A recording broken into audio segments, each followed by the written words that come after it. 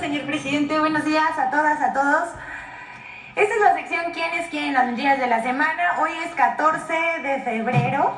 Espero que tengan mucho amor y muchos amigos y que los apapachen mucho. Aunque hay gente que no lo celebra, igual dense abrazos entre ustedes. 14 de febrero de 2024 y vamos a iniciar esta sección porque vamos a exponer que una noticia falsa sobre la supuesta detención de un empresario con fines políticos. El pasado 8 de febrero circuló un video a través de redes sociales que se convirtió en noticia falsa de algunos medios. Se trata de un video en el que supuestamente se arresta al empresario Marco Landucci. Según las versiones publicadas, por órdenes del gobierno de México. Eso fue lo que publicaron a través de redes sociales y algunos medios de comunicación. Esto resultó falso y también hay que decir que este video es viejo. Las imágenes difundidas corresponden a un hecho ocurrido el pasado 22 de septiembre de 2022, es decir, hace año y medio más o menos, en la colonia Bosques de las Lomas, alcaldía Miguel Hidalgo, en el que se efectuó una diligencia de requerimiento de pago y embargo en el marco de un juicio mercantil entre familiares sobre las propiedades de obras de arte. En ese momento, y también en este momento, la Secretaría de Seguridad Ciudadana de la Ciudad de México tuvo que desmentir y dijo que en ese momento solo se estableció un perímetro con elementos de la Policía Metropolitana para permitir el embargo precautorio. Hay que decir, no hubo ninguna detención. Pero llama la atención cómo convierten una nota vieja sobre un pleito familiar en una acusación contra el gobierno por perseguir empresarios. O sea, no perseguimos a nadie en este gobierno, así que no sabemos qué fines tiene. Estamos viendo esto, que es el desmentido de entonces, que dijeron que, por supuesto, no había detención. Los mismos familiares salieron a decir que esto era falso, pero ni así. Me pasa lo anterior, por favor. Vemos medios de comunicación como ADN 40, La Silla Rota y SDP Noticias. En ese momento fueron quienes publicaron esta nota, pero por alguna razón la volvieron a publicar en este año. Ya saben, así se las gastan. Vamos con la siguiente.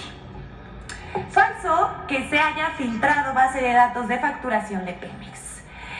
Víctor Ruiz, fundador de la firma de ciberseguridad Slinking, si así es que se pronuncia, si no me disculparán, difundió la noticia falsa de que la base de datos del sistema de facturación electrónica de Petróleos Mexicanos habría sido filtrada y se encontraría disponible en la red. Inmediatamente la maquinaria se echó a andar. ¿Quién creen que publicó esta mentira? Bueno, primero fue Latinus de Loret de Mola. Infobae lo cuestionó, pero al interior de la nota sí dice que sí, que no hay información suficiente, etc. Y Oil and Gas Magazine. Pero también quien difundió esta noticia como si fuera verdadera fueron las guacamayas. Todos se dieron vuelo compartiendo esta mentira sin verificar una letra. Pemex informó que la base de datos de clientes para la facturación está segura y que es falso que haya sido vulnerada. Además, también verificó Pemex que la información difundida es una lista. Esta lista que ellos presentan es una lista de proveedores y negocios, pero ellos no pertenecen a Pemex. Incluso revisando la información que fue publicada, funcionarios de Pemex se dieron cuenta que hasta había cerveceras. O sea, esto la verdad es que ya se inventan cualquier cosa. Y ya nada más, solo les vamos a compartir que este personaje, Víctor Ruiz, dio entrevistas, por supuesto, haciéndose promoción ante esta mentira. Publica, y esto es muy importante, publica información personal y privada. Y a esto se le conoce como doxing, que viene de la palabra documento. Y esto en internet, publicar información personal, Es una forma de ciberacoso y violencia. Así que hay que tener mucho cuidado con hacer este tipo de aseveraciones y además publicar este tipo de datos en el internet. Pero vamos, hasta aquí estas notas falsas, pero vamos a abrir un espacio titulado "Así piensan los intelectuales conservadores". Tenemos dos botones de muestra de lo que están diciendo los intelectuales de derecha en los medios. Perdón. Se quejan libremente de vivir en una dictadura. Se quejan libremente de vivir en una dictadura. Qué extraña dictadura, ¿no les parece? El primero, Héctor Aguilar Camín, quien hace gala de clasismo y expresa su deseo a favor del intervencionismo extranjero. No solo mostró su clasismo habitual, ya lo conocemos, sino que además mintió que en España la señora X había sido recibida con bombo y platillo casi, pero mintió, porque nada importante la recibió. Pero Aguilar Camín dice que sí, que los Vargas Llosa, que el Partido Social Obrero Español, pero no, ¿saben quién sí la recibió? Felipe Calderón. Y luego ella misma se arrepintió de esa foto. Bueno, pero esa ustedes ya lo verán ahí en su medio de confianza o en la red social X, porque no nos vamos a adentrar mucho en ese tema. Vamos a ver lo que dijo Héctor Aguilar Camín. A mí me gusta una candidata que va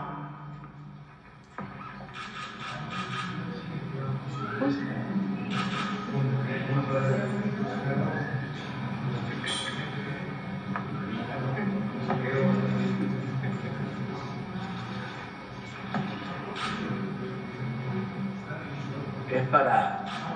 Sí, es para aumentar. Hacerlo de emoción. Sí.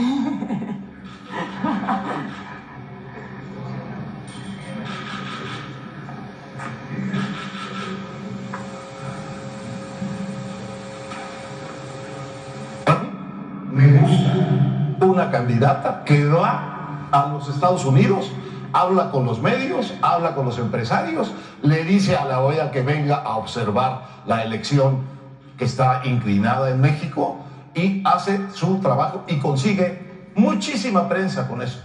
Muy adversa porque le viene la avalancha completa del provincianismo exigente e ignorante del presidente. Un presidente que le ha tenido un miedo provinciano al exterior. A mí me gusta que haya una candidata que vaya a España, se reúna con el PSOE, se reúna con el PP, con Vox, ¿no? Vaya a la Fundación La Libertad de Vargas Llosa y se codee y diga lo que piensa y llame la atención de Europa sobre la barbaridad de la imposición de la elección de Estado que está en camino en México. Me parece muy bien que lo haga. Se disoció, lo perdimos. Hasta aquí Aguilar Camín. Pero ahora presentamos a Sergio Sarmiento, que se siente con la autoridad moral al asegurar que el acceso al agua no es un derecho humano y aboga por su privatización. Vamos a escuchar de viva voz al columnista de Reforma y presentador de noticias del Heraldo Radio. Pero antes de escucharlo, recordemos algo. El artículo 4 de la Constitución mexicana reconoce el derecho humano al agua. Dice: toda persona tiene derecho al acceso, disposición y saneamiento de agua para consumo personal y doméstico en forma suficiente, salubre, aceptable y asequible. El Estado garantizará este derecho y la ley definirá las bases, apoyos y modalidades para el acceso y uso equitativo y sustentable de los recursos hídricos, estableciendo la participación de la Federación, las entidades federativas y los municipios, así como la participación de la ciudadanía para la consecución de dichos fines. Vamos a ver lo que dijo. El agua es un derecho porque los políticos decidieron que era un derecho. Los alimentos no son un derecho. Curiosamente, los alimentos sí están en un mercado. ¿Y qué pasa en un mercado? Bueno, que si te sube el precio del jitomate, que está a 60 a propósito, si te sube el precio del jitomate, pues la gente deja de consumir jitomate y se va a otros productos. En el caso del agua no, porque no hay precios. Precisamente creo que uno de los peores errores que ha habido, y que empieza desde las Naciones Unidas, por supuesto, y que viene también a México, es haber puesto que el agua es un derecho.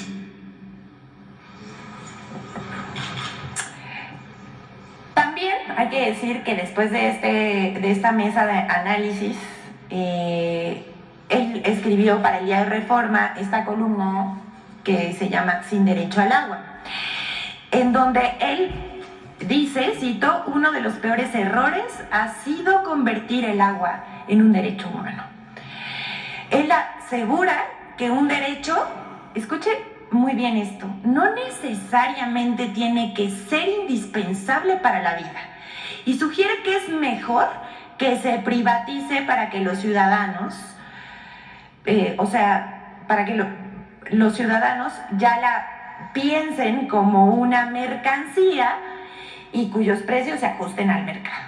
O sea, lo que sugiere es esto: que los privados decidan quién sí y quién no debe tener agua dependiendo su dinero. Su argumento, el argumento central de esta columna, es que no hay inversión, pero se equivoca. En este gobierno se han invertido 96,034 millones de pesos en obras. 13 nuevas obras hídricas benefician a 22.2 millones de personas.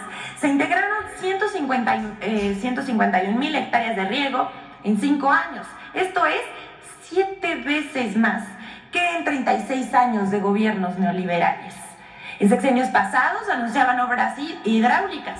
Estas obras hidráulicas no se llevaban a cabo, pero que le costaron al erario 4 veces más de lo que ahora gasta el gobierno de la Cuarta Transformación. ¿Qué hacían con ese dinero?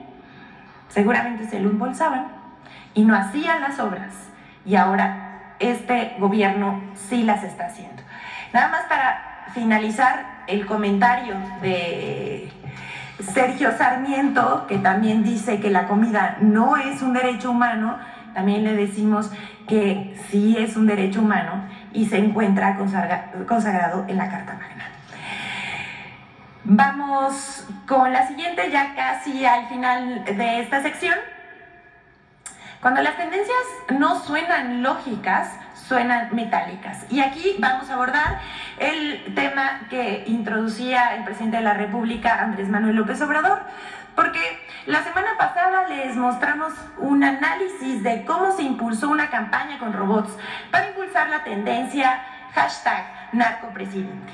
Vimos que más de la mitad de las cuentas que impulsaron esta tendencia a través de la red social X son del extranjero, de países de Argentina, España, Estados Unidos, Holanda. También vimos que en los primeros días tuvieron un alcance de 170 millones. Ahora vamos a ver quiénes impulsaron en los primeros días, desde el 5 de febrero, los ataques en contra del presidente Andrés Manuel López Obrador. Aquí mostramos un análisis de la semana en la que aumentaron las menciones de AMLO, 1.9 millones. Se trató de campañas coordinadas para vincularlo con el narcotráfico. En ellas destaca, y hay que decir esto en el contexto de la publicación de 2 reportajes de los que ya también hablamos en esta sección.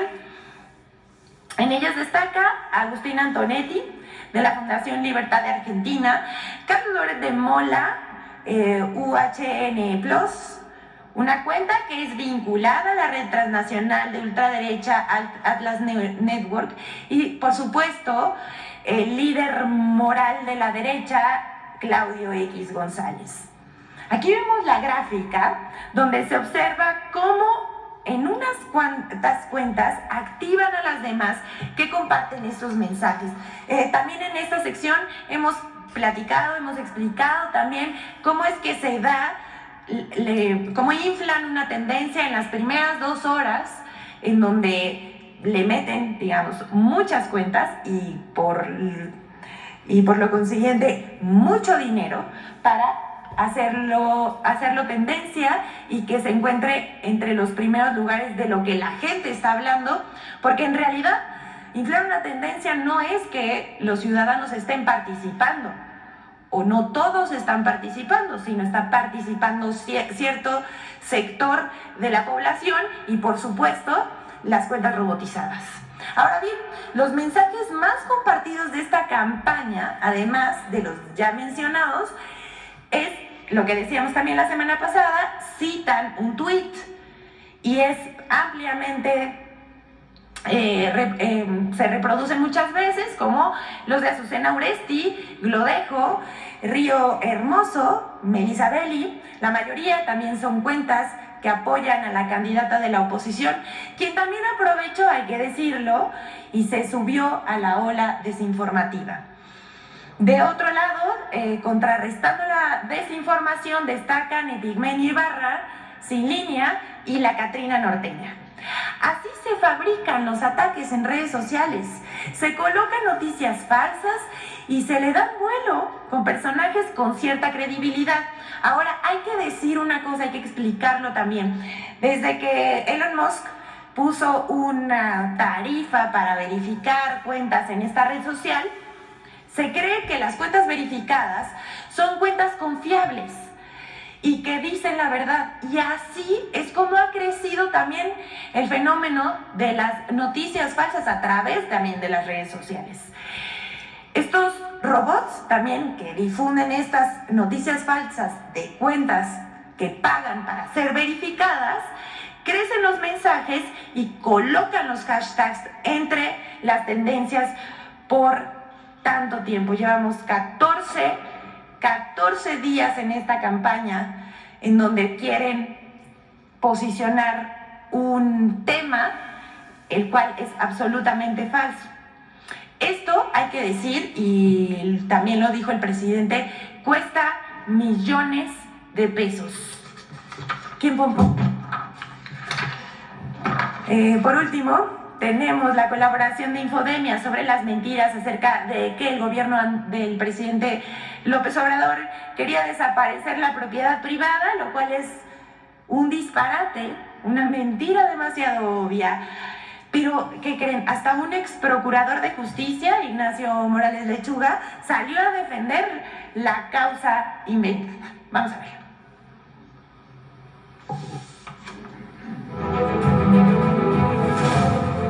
Usuarios de redes sociales, comentaristas y políticos de oposición construyeron en 3 pasos una ola de desinformación que aseguraba falsamente que el gobierno de México quería eliminar la propiedad privada.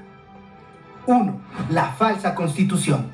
En redes sociales y mensajes de WhatsApp circuló desde la última semana de enero una captura de pantalla de un documento que algunos usuarios señalaron falsamente como el Proyecto de Nación 2024-2030, con el que acusan al gobierno de México de querer eliminar la propiedad privada. Sin embargo, el documento al que se refieren se titula Nueva Constitución Mexicana 2021 y su redacción no está relacionada con el gobierno de México. La autoría del documento corresponde al Consejo Nacional del Pueblo Mexicano, organización que incluso se ha deslindado del partido Morena. 2. Un ex procurador de la República señala un falso atentado contra la propiedad privada. El 9 de febrero, el ex procurador general de la República, Ignacio Rey Morales Lechuga, aseguró en su cuenta de X que, de acuerdo al proyecto de constitución que presentaron los morenistas, se pretende abolir la propiedad privada, lo cual es falso, y luego de ser desmentido, el ex procurador enlistó otros ejemplos que consideraba un atentado del gobierno de México contra la propiedad privada. Destacó el artículo 60 de la Ley Constitucional de Derechos Humanos y sus garantías de la Ciudad de México, un artículo que plantea que ninguna persona podrá ser desalojada sin mandamiento judicial y no un ataque a la propiedad privada. Morales Lechuga también aseguró que la Ley Nacional de Extinción de Dominio es peor que una expropiación, sin considerar que una persona es susceptible a la extinción de dominio solamente por la comisión de algunos delitos y luego de un proceso judicial, por lo que ésta no es una expropiación ni un atentado a la propiedad privada. 3. Reciclaje del falso mensaje por periodistas y comunicadores. Entre el 1 y el 6 de febrero, algunos comentaristas y periodistas reciclaron en sus espacios de opinión y redes sociales la falsa constitución y la mentira de la eliminación de la propiedad privada. Estos comunicadores aseguraron falsamente que entre los cambios constitucionales presentados por el presidente López Obrador el 5 de febrero se encontraban aquellas que atentaban contra la propiedad privada, lo cual es falso. Entre las 20 propuestas presentadas por el presidente no se encuentra ninguna relacionada con la eliminación de la propiedad privada. Infodemia. Es cuanto, señor presidente, que todas y todos tengan un